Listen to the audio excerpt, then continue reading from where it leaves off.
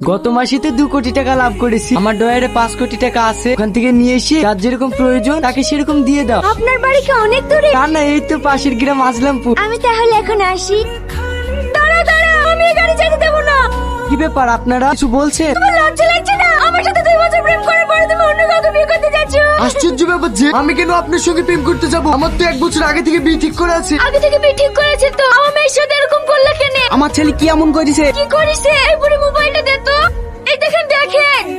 এত দূর থাক টাকা দেখাতে হবে না, আমি ভাবতেও পারছি না আমার ছেলে তুই এত নিচে নামতে পারি। বলো তোমরা কি চাও? আপনার ছেলের সাথে আমার বিয়ে দিতে হবে। খালি তোমরা চিন্তা করো না, চলো রেজিস্ট্রি অফিসে। আবার বিয়ে দেওয়ার লেগে রাজি হয়ে গেল জি। তাই হোক না কেন, বড়লোক ছেলে তো পেয়েছি, বিয়েটা করিলে। ঠিক আছে তাহলে চো। নেমে আসো। ওগো, এ বাড়ি কাদের? এটাই তো আমাদের বাড়ি। ড্রাইভার, গাড়ির ভাড়া নাও।